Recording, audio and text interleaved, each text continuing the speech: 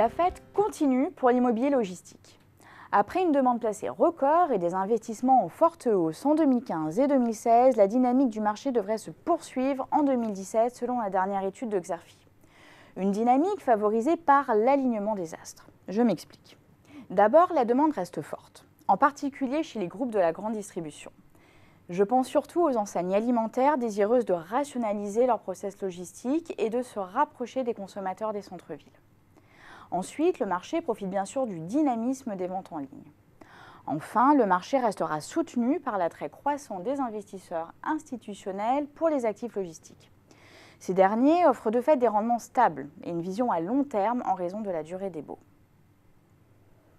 Les investisseurs sont d'ailleurs l'une des 4 grandes catégories d'intervenants du marché de l'immobilier logistique d'après notre analyse du paysage concurrentiel. Des investisseurs qui, à l'origine des projets, en direct ou en réponse à des commandes, détiennent les entrepôts. Des investisseurs qui, dans la pratique, se confondent la plupart du temps avec les gestionnaires en charge de l'exploitation. Parmi eux, je pense notamment à Argan ou à Goodman. Les promoteurs-développeurs de projets d'entrepôts forment la deuxième famille de l'immobilier logistique. Ils portent les projets de construction neuve, à l'image par exemple d'Alice ou de Cibex.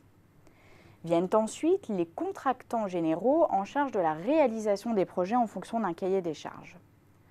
Enfin, les sociétés de services composent la dernière catégorie d'intervenants.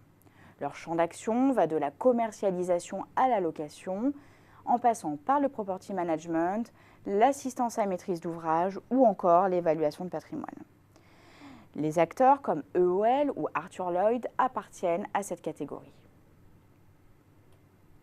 D'après l'étude de Xerfi, les stratégies de croissance des acteurs de l'immobilier logistique reposent sur 3 grands piliers.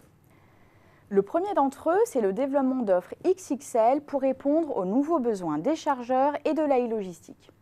C'est ce qu'illustre la stratégie d'extension d'Amazon qui ouvrira en septembre 2017 dans la Somme son 6e et plus vaste entrepôt en France d'une surface de 107 000 m². Une autre voie explorée est celle de la montée en gamme des entrepôts. Il s'agit alors de prendre en compte les problématiques green. La certification environnementale est en effet un bon moyen de valoriser les actifs des investisseurs développeurs. Quant aux nouvelles solutions en matière de logistique urbaine, elles représentent un défi majeur pour les acteurs de l'immobilier logistique. Avec l'essor du e-commerce et la volonté de réduire les délais de livraison, la logistique du dernier kilomètre est en effet devenue cruciale. Il faut ainsi rapprocher les entrepôts des agglomérations. De fait, les reconversions de friches industrielles vont s'intensifier. De la même façon, des entrepôts obsolètes mais bien situés devraient être restructurés en profondeur. Finalement, malgré son dynamisme, le marché de l'immobilier logistique devra aussi démontrer sa capacité à s'adapter à ce nouvel environnement.